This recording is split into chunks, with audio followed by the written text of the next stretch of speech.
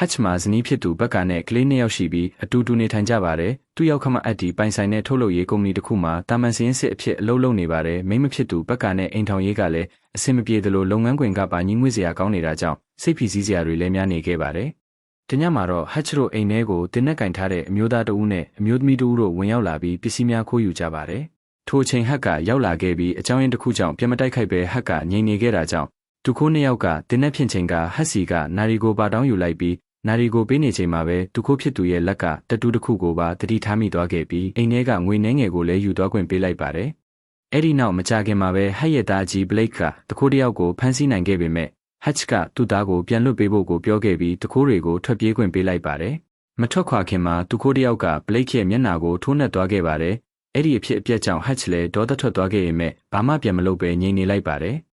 ဒီဖြစ်ရကြောင့်လူတိုင်းက Hatch ကိုလူကြောက်တယောက်လိုမြင်လာခဲ့ကြပြီးဇနီးဖြစ်သူဘက်ကနဲ့တားဖြစ်သူတို့ကလည်း Hatch ကိုစိတ်ပြက်နေခဲ့ကြပါတယ်။သူတို့မိသားစုကိုကာကွယ်ပေးနိုင်စွမ်းမရှိတဲ့ကြောက်ရွံ့တတ်တဲ့လူတယောက်လိုသတ်မှတ်လာကြပါတယ်။ Hatch ရဲ့အိမ်ဖောက်ထွင်းခံရတဲ့ကိစ္စကသူနေထိုင်တဲ့ရပ်ကွက်မှာရောအလုပ်လုပ်တဲ့နေရာမှာပါလျင်မြန်စွာတော်မီလိုပြန့်နှံ့သွားပြီးအလုပ်မှာတော့ရောက်ဖက်ဖြစ်သူချာလီကလည်း Hatch ကိုအလွန်စိတ်ပြက်နေခဲ့ပြီးချာလီကနောက်တစ်ခေါက်ဒီလိုကိစ္စမျိုးဖြစ်ခဲ့ရင်ဖြေရှင်းနိုင်ဖို့တင်းနဲ့တလက်ကိုပါပေးခဲ့ပါသေးတယ်။ထို့နောက် Hatch ဟာရောက်ခမဖြစ်သူအက်ဒီနဲ့တွေ့ဆုံခဲ့ပြီးကုမ္ပဏီကိုဝယ်ယူဖို့ရန်ဈေးစကားပြောနေခဲ့ကအက်ဒီကတော့ Hatch ကန်လန်းတဲ့ဈေးနှုန်းကိုမကျေနပ်နိုင်ပဲပိုတင်တော်တဲ့ဈေးနှုန်းကောင်းတစ်ခုပေးဖို့ကိုသာတောင်းဆိုခဲ့ပါတယ်။ပြင်းရင်ညီငွေစရာကောင်းလာတဲ့အလုပ်တွေကိုလုပ်ပြီးချိန်မှာတော့ Hatch ကသူ့ရုံးခန်းထဲရှိရှိုးဝတ်တက်ဆင်ထားတဲ့ရေဒီယိုဆက်ကနေတဆင့်သူ့ရဲ့မွေးစားညီဖြစ်သူ Harry စီကိုဆက်သွယ်လိုက်ပါတယ်။ Hatch ကမနေ့ညကဖြစ်ခဲ့တဲ့ခိုးမှုအကြောင်းကိုပြောပြပြီးသူခိုးတွေကိုတမင်တကာပြန်လည်မတိုက်ခိုက်ခဲ့တာဟာသူခိုးနှစ်ယောက်ကအရေးကြီးငွေကြေးလိုအပ်ချက်တစ်ခုကြောင့်ခိုးယူခဲ့ရတဲ့စုံတွဲတွေဖြစ်ကြောင်းနဲ့ဒါကြောင့်ပဲသူတို့ကအိမ်ထဲကငွေနှဲငယ်ကိုသာယူသွားခဲ့ပြီးအဲ့ဒီညကသုံးခဲ့တဲ့တင်နက်ထဲမှာလည်းကြီးမပါဝင်ခဲ့ကြောင်းကိုပါညီဖြစ်သူကိုပြောပြခဲ့ပါတယ်။အဲ့ဒါကြောင့်ပဲ Hatch ကပြန်မတိုက်ခိုက်ပဲသူတို့ကိုလွတ်ပေးခဲ့တာလည်းဖြစ်ပါတယ်။ညနေလှုပ်ပြီးသွားချိန်မှာတော့ Hatch ကဖခင်ဖြစ်သူရှိရာဆောင်းလျှောက်ရေးကေဟာစီကိုသွားခဲ့ပြီးညစာတူစားခဲ့ပါတယ်။အိမ်ပြန်ရောက်တဲ့အခါမှာတော့အိမ်ထဲမဝင်သေးတဲ့ပြတင်းပေါက်ကနေဇနီးဖြစ်သူနဲ့ကလေးနှစ်ယောက်ကိုငေးကြည့်နေခဲ့ပါတယ်။ထိုအချိန်မှာသမီးဖြစ်သူဆမ်မီကဖခင်ဖြစ်သူကိုပျောက်ဆုံးနေတဲ့ကြောင်ရုပ်လက်ကောက်လေးကိုကူရှာပေးဖို့အကူအညီတောင်းခဲ့ပြီးဆမ်မီကအဲ့ဒီလက်ကောက်ကိုမနေ့ညကခိုးသူတွေယူသွားခဲ့တာဖြစ်နိုင်ကြောင်းဖခင်ဖြစ်သူကိုပြောလိုက်ပါတယ်။ထိုအခါ Hatch ကစကားတခွန်းမှမပြောဘဲဖခင်ဖြစ်သူရှိရာကေဟာစီကိုပြန်သွားခဲ့ပြီးဖခင်ဖြစ်သူရဲ့တင်းနက်ဟောင်းနဲ့ကြီးစံချို့ကိုပါယူဆောင်လာခဲ့ပါတယ်။ထို့နောက်မနေ့ညကခိုးသူတဦးရဲ့လက်မှာထိုးထားခဲ့တဲ့တတူးပုံကိုမှတ်မိထားတာကြောင့်တတူးပုံကိုပုံတူဆွဲကတတူးဆိုင်တစ်ဆိုင်ချင်းဝင်ရောက်ရှာဖွေခဲ့ပါတယ်။ဆိုင်တစ်ခုကိုရောက်သွားတဲ့အခါမှာတော့ထိုဆိုင်တွင်းမှာတတူးပုံကိုတွေ့ရတာကြောင့်စုံစမ်းနေချိန်Hatchကိုဆိုင်ပိုင်ရှင်ကမကူညီပေးနိုင်ကြောင်းပြောပြီးထွက်သွားဖို့ပြောခဲ့ပါတယ်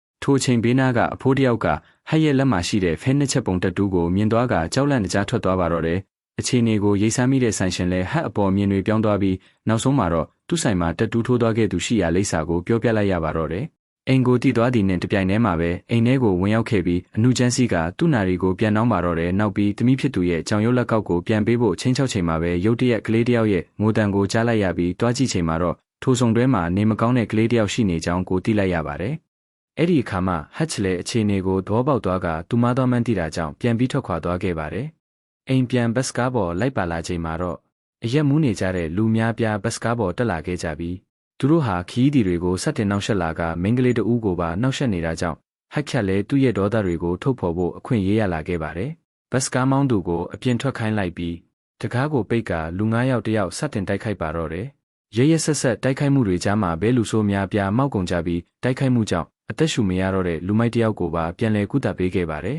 ။အိမ်ပြန်ရောက်လာတဲ့အခါဇနီးဖြစ်သူဘက်ကသူ့ခင်ပွန်းကိုဒဏ်ရာများနဲ့မြင်လိုက်ရချိန်မှာတော့အလွန်စိုးရိမ်သွားပြီးသူမကHatchရဲ့ဒဏ်ရာတွေကိုလည်းဂယုစိုက်ပြန်လဲကုသပေးခဲ့ကHatchအိပ်ပျော်သွားတဲ့အထိအနားမှာစောင့်ကြည့်ပေးနေခဲ့ပါတယ်။အဲ့ဒီနောက်ဇလန်းကအခြားတစ်ဖက်ကိုပြောင်းသွားပြီးယူလီယန်လို့ခေါ်တဲ့ယောရှားယာဇဝတ်ကိုင်းကောင်းဆောင်တယောက်ကသူဤနိုက်ကလပ်မှာပါတီပွဲကိုကျင်းပရင်းပျော်ရွှင်နေခဲ့ပါတယ်။သူဟာငွေကြေးခွာချမှုလုပ်ငန်းကိုလုပ်ကိုင်နေတဲ့မာဖီးယားကောင်းဆောင်တယောက်ဖြစ်ပြီးယောရှားမာဖီးယားဖွဲ့မျိုးကတရားမဝင်ရရှိထားတဲ့ငွေတွေကိုသူ့စီအနှံကြပါတယ်။ဒါပေမဲ့သူ့ရဲ့မာဖီးယားမိဖက်အချို့ကယူလီယန်ရဲ့အရေးချင်းကိုယုံကြည်မှုမရှိကြောင်းကိုသိလိုက်ရချိန်မှာတော့ယူလီယန်ကရုတ်တရက်နိုက်ကလပ်ထဲကအပြစ်မဲ့လူတယောက်ကိုဖမ်းပြီးတပ်ပလိုက်ပါတော့တယ်။ဒီလုပ်ရက်ကိုလှုပ်လိုက်ခြင်းကသူဟာအလွန်အန္တရာယ်ကြီးမားတဲ့လူတယောက်ဖြစ်ကြောင်းကိုသက်သေပြခြင်းလို့ဖြစ်ပြီးသူ့ကိုစန့်ကျင်သူတိုင်းကထိုနည်းတူအကျိုးဆက်ဆိုးတွေခံစားရမယ်ဆိုတာကိုပြသလိုက်တာပဲဖြစ်ပါတယ်။အဲ့ဒီနောက်ယူလီယန်စီဖုန်းဝင်လာပြီးသူ့ညီဖြစ်သူတက်တီဟာဆေးရုံမှာသတိမစ်လျက်အခြေအနေဆိုးနေကြောင်းသတင်းပေးလာပါတယ်။တက်တီဟာအမည်မသိလူတယောက်ရဲ့ပြင်းထန်စွာရိုက်နှက်ခြင်းကိုခံခဲ့ရပြီး အဲ့ဒီလူကတော့ Hutch ရဲ့လက်ချက်ပဲဖြစ်ပါတယ်အမှန်မှာတော့တက်ဒီဟာ Hutch အိမ်ပြန်လာနေချိန်ဘတ်စကားဘောတက်လာခဲ့တဲ့လူဆိုးအုပ်စုတွေကတယောက်ဖြစ်နေခဲ့ပါတယ်ဒီသတင်းကြားပြီးနောက်ယူလီယန်နဲ့သူ့လူတွေဟာဆေးရုံကိုချက်ချင်းလိုက်သွားကြပြီးတက်ဒီနဲ့အတူဆေးရုံကိုရောက်နေတဲ့လူဆိုးတွေကိုစစ်မေးပါတော့တယ်သူတို့တွေကတယောက်က Hutch ရဲ့ဘန်ကတ်တစ်ခုကိုယူထားနိုင်ခဲ့ပြီးအဲ့ဒီကတ်ကိုယူလီယန်စီပေးလိုက်ပါတယ်နောက်တနေ့မနက်မှာတော့ Hutch ဟာမိသားစုနဲ့အတူနနက်စာစားနေခဲ့ပြီးထိုချိန်ဟယ်ရီစီကဖုန်းဝင်လာခဲ့ပါတယ်ဟယ်ရီကမနေ့ညဘတ်စကားဘောမှာ Hutch ရိုက်နှက်ခဲ့တဲ့လူတွေကတယောက်ဟာရာဇဝတ်လုပ်ခဲ့တဲ့အင်အားကြီးကောင်းဆောင်တယောက်ရဲ့ညီတယောက်ဖြစ်နေကြောင်းတတိပေးပြောကြားလိုက်ပါတယ်ထို့နောက်ဟယ်ရီက Hutch ကိုဘာဘာဆိုတဲ့ရှိုးဝက်စွာလှုပ်ရှားနေတဲ့လူတယောက်စီကိုတွားရောက်တွေ့ဆုံဖို့အကြံပေးပါတယ်ဘာဘာစီရောက်သွားတဲ့အခါ Hutch ကယူလီယန်အကြောင်းနဲ့သူ့ရဲ့ရာဇဝတ်မှုလောကတွေကလုပ်ရက်တွေကိုအသေးစိတ်သိရှိသွားခဲ့ရပါတယ်ဒါပေမဲ့ Hutch ကတော့သူလုပ်ခဲ့တဲ့အရာတွေအတွက်နောင်တမရပဲဖြစ်လာမဲ့အန္တရာယ်တွေကိုရင်ဆိုင်ဖို့အဆင်သင့်ဖြစ်နေပြီလေဖြစ်ပါတယ်တစ်ဖက်မှာတော့ယူလီယန်ဟာ Hutch အကြောင်းစုံစမ်းဖို့အမျိုးသမီးဟက်ကတယောက်ကိုငှားရမ်းလိုက်ပြီး Hutch စီကနေရရှိခဲ့တဲ့ဘန်ကတ်တကတ်တဲကိုအခြေခံပြီးစုံစမ်းလိုက်ရမှာတော့ Hutch ဟာယခင်ကရှိုးဝက်မစ်ရှင်တွေထဲမှာပါဝင်ခဲ့သူတယောက်ဖြစ်ပြီးပေးအပ်လိုက်တဲ့တာဝန်တိုင်းကိုလည်းအောင်မြင်စွာဆောင်ရွက်နိုင်သူဖြစ်ကာပြစ်မှတ်တွေကိုလည်းအလွန်ရက်ဆက်စွာနှိမ်နင်းသူဖြစ်လဲတွေ့ရှိခဲ့ပါတော့တယ်။အဲ့ဒီနောက်မှာပဲယူလီယန်ကသူ့ညီကိုရိုက်နှက်ခဲ့တဲ့အတွက်လက်စားချေရန်စီစဉ်ခဲ့ပြီးသူ့ရဲ့အနီးကပ်လက်ထောက်ဖြစ်သူကိုဥဆောင်ခိုင်းလိုက်က Hutch ရဲ့အိမ်ကိုဆေလွတ်ပြီးဖမ်းဆီးဖို့အမိန့်ပေးလိုက်ပါတယ်။ Hutch ကအိမ်ကိုဝင်ရောက်တိုက်ခိုက်တော့မယ်ဆိုတာကိုကြိုတင်တွေးရှိခဲ့တာကြောင့်ဇနီးဖြစ်သူနဲ့ကလေးနှစ်ယောက်ကိုမြေအောက်ခန်းထဲပုံနေဖို့ပြောလိုက်ပါတော့တယ်။သူကအားလုံးကိုအတန်မထွက်ဖို့မှကြားလိုက်ပြီးရဲတွေကိုဖုံးမခေါ်ဖို့ကိုပါတိပေးထားပါတယ်။ယူလီယန်ရဲ့လူတွေအိမ်ထဲဝင်ရောက်လာတဲ့အခါမှာတော့ Hutch ကအများစုကိုရဲရဲဆက်ဆက်ပဲရှင်းလင်းပစ်နိုင်ခဲ့ပြီ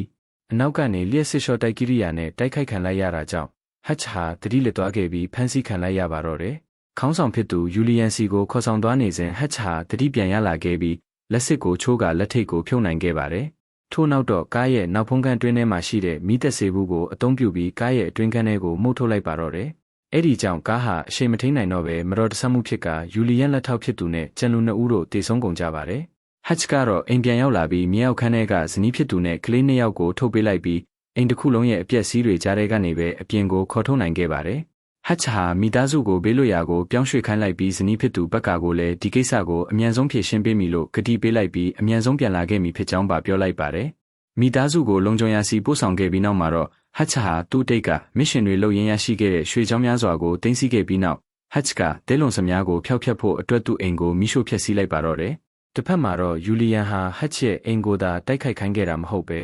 Hutch ရဲ့ဖခင်ကိုပါတက်ဖို့သူ့ရဲ့လူနှစ်ယောက်ကိုကေဟာစီတို့ဆေလွတ်လိုက်ပါတယ်။ဒါပေမဲ့ယူလီယန်မမျှော်လင့်ထားတာကဒေးဗစ်ဟာတာမန်အဘိုးအိုတယောက်မဟုတ်ပဲ FBI ရာရှိဝန်ထမ်းဟောင်းတယောက်ဖြစ်နေခဲ့တာပဲဖြစ်ပါတယ်။သူကယူလီယန်ရဲ့လူနှစ်ယောက်ကိုလွယ်လွယ်ကူကူနဲ့ပဲအနိုင်ယူပစ်လိုက်ပြီး TV ကိုသာဆက်ကြည့်နေလိုက်ပါသေးတယ်။အဲ့ဒီနောက် Hutch ဟာရောက်ခမဖြစ်သူစီကိုတွားခဲ့ပြီးသူစုဆောင်းထားတဲ့ရွှေချောင်းတွေကိုပေးလိုက်ပြီးကုမ္ပဏီကိုဝယ်ယူလိုက်ပါတယ်။ထိုအချိန်မှာပဲယူလီယန်ရဲ့လက်ထောက်ဖြစ်သူနဲ့သူ့ဖွဲ့သားတွေအကုန်လုံး Hutch လက်ချက်နဲ့တေဆုံးသွားခဲ့ကြောင်းယူလီယန်သိရှိသွားခဲ့ပြီးသတင်းကြားချင်းမှာပဲယူလီယန်ကသူ့ရဲ့လူအလုံးကို Hutch ကိုတပ်ပစ်ဖို့အမိန့်ပေးလိုက်ပါတယ်။ဒါပေမဲ့ Hutch ကလည်းယူလီယန်ရဲ့နောက်ထပ်တိုက်ခိုက်မှုအတွက်ကြိုတင်ပြင်ဆင်နေခဲ့ပြီးအထူးသဖြင့်ယူလီယန်ကသူ့မိသားစုကိုတိုက်ခိုက်ခိုင်းခဲ့တာကြောင့် Hutch ကဒီကိစ္စကိုအဆုံးသတ်ဖို့ဆုံးဖြတ်ချက်ချလိုက်ပါတော့တယ်။ယူလီယန်ရဲ့စီးပွားရေးလုပ်ငန်းတွေအကြောင်းကိုသိထားတဲ့ Hutch ကသူသိမ်းဆည်းထားတဲ့ပချီကားချက်တွေနဲ့ငွေမြောက်များရှိရာနေရာစီကိုတွားရောက်ခဲ့ပါတယ်။ထိုနေရာကိုရောက်တော့အဆောင်တွေအားလုံးကိုရှင်းလင်းနိုင်ခဲ့ပြီးနောက်မာဖီးယားဖွဲ့တွေအတွက်ယူလီယန်သိမ်းဆည်းပေးထားတဲ့ငွေသားအားလုံးကိုမိရှို့ဖျက်ဆီးလိုက်ကသူစုဆောင်းထားတဲ့တံမိုးကြီးအမှုပညာပစ္စည်းတွေကိုလည်းဖျက်ဆီးပစ်ခဲ့လိုက်ပါတယ်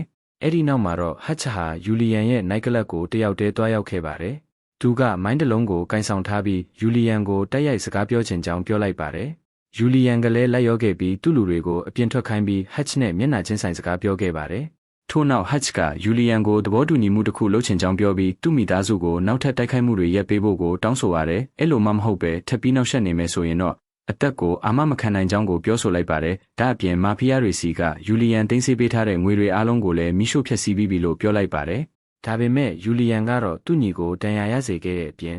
သူ့ရဲ့စီးပွားရေးအင်ပါယာတစ်ခုလုံးကိုပါဖျက်ဆီးခဲ့တဲ့လူတစ်ယောက်နဲ့ငြိမ်းချမ်းရေးယူဖို့ဘယ်တော့မှမဖြစ်နိုင်ကြောင်းကိုပြောလိုက်ပါတယ်။အဲ့ဒီနောက်မှာတော့ Hutch ကနိုက်ကလပ်ထဲကနေထွက်လာခဲ့ပြီးသူနဲ့အတူပါလာတဲ့မိုင်းကိုပါယူဆောင်လာခဲ့ပါတယ်။ Hutch ထွက်သွားပြီးတာနဲ့ယူလီယန်ကသူ့လူအားလုံးကို Hutch နောက်လိုက်ဖို့အမိန့်ပေးလိုက်ပြီး Hutch ကိုလိုက်ဖမ်းရင်းနဲ့သူတို့ဟာ Hutch အလုပ်လုပ်ခဲ့ပြီးအခုသူပိုင်နေပြီဖြစ်တဲ့စက်ရုံကိုရောက်ရှိလာကြပါတယ်။အဲ့ဒီနေရာမှာတော့မမျှော်လင့်ပဲဖခင်ဖြစ်သူနဲ့မွေးစားညီဖြစ်တဲ့ Harry တို့ကလေးရှိနေခဲ့ပြီး Hutch ကိုကူညီတိုက်ခိုက်ပေးကြပါတော့တယ်။ ချ်ကစက်ရုံအတွင်းကြိုတင်ပြင်ဆင်ထားခဲ့တဲ့ထောင်ချောက်တွေနဲ့လက်နက်မျိုးစုံကိုအသုံးပြုကာယူလီယန်ရဲ့လူတွေကိုအသေးလဲတိုက်ခိုက်ကြပါတော့တယ်။စက်ရုံအတွင်းမှာပြင်းထန်စွာဖြစ်ပွားနေတဲ့နောက်ဆုံးတိုက်ပွဲမှာဟတ်ချ်ဟယ်ရီနဲ့ဖခင်ဖြစ်သူတို့၃ယောက်ပူးပေါင်းပြီးယူလီယန်ရဲ့လက်အောက်ခံဖွဲ့သားအားလုံးကိုတိုက်ခိုက်ကြပါတယ်။ဖခင်ဖြစ်သူဟာအငိမ့်စားယူထားတဲ့ FBI အေဂျင့်ဟောင်းတစ်ယောက်ဖြစ်ပြီးတာဝန်ထမ်းဆောင်ခဲ့စဉ်ကအလွန်ကျွမ်းကျင်တဲ့တိုက်ခိုက်ရေးသမားတစ်ယောက်လည်းဖြစ်ခဲ့ပြီးဟယ်ရီကလည်းအထူးလေ့ကျင့်ထားတဲ့စစ်သားဟောင်းတစ်ယောက်ဖြစ်ပါတယ်။သူတို့၃ယောက်ရဲ့ပူးပေါင်းတိုက်ခိုက်မှုကြောင့်ယူလီယန်ရဲ့လူအားလုံးတည်ဆုံသွားကြပြီး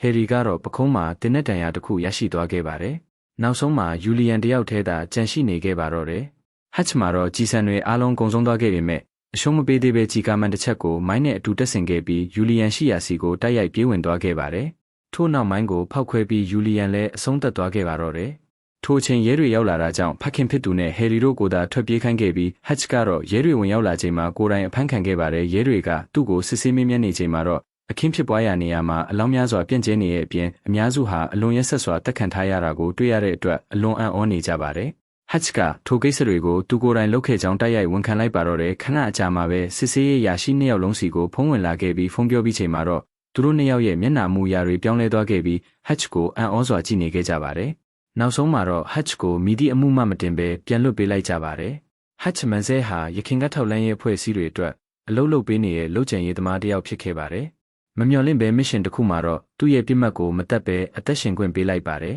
။တစ်နှစ်ကြာပြီးနောက်အဲ့ဒီလူကိုပြန်ရှာတွေ့တဲ့အခါမိသားစုအသစ်နဲ့ပျော်ရွှင်စွာနေထိုင်နေကြောင်းကိုတွေ့ရှိလိုက်ရတာကြောင့်ဟတ်ချ်ကလည်းအဲ့ဒီလိုတာမန်ပျော်ရွှင်တဲ့မိသားစုဘဝမျိုးကိုလိုချင်လာခဲ့ပြီးအထက်လူကြီးတွေရဲ့ဆန္ဒကိုစန့်ကျင်ကအနားယူဖို့ဆုံးဖြတ်ခဲ့တာဖြစ်ပါတယ်။၃လခန့်ကြာပြီးနောက်ဟတ်ချ်နဲ့ဘက်ကာတို့ဟာအိမ်တစ်တလုံးဝယ်ယူဖို့လိုက်လံကြည့်ရှုနေကြတဲ့အချိန်မှာတော့ဟတ်ချ်စီကိုထူးဆန်းတဲ့ဖုန်းတစ်ခုကဝင်လာခဲ့ပါတယ်။ဖုန်းခေါ်သူကဟတ်ချ်စီကိုအလုပ်အပ်ချင်ကြောင်းပြောလာတာကြောင့်မိသားစုလုံခြုံရေးအတွက်အိမ်ရောင်းချသူကိုဒီအိမ်ထဲမှာမြေအောက်ခန်းရှိလာလို့မေးလိုက်ပါတော့တယ်။ဒီနေရာမှာပဲဇလန်းလေးပြီးဆုံးသွားခဲ့ပါတော့တယ်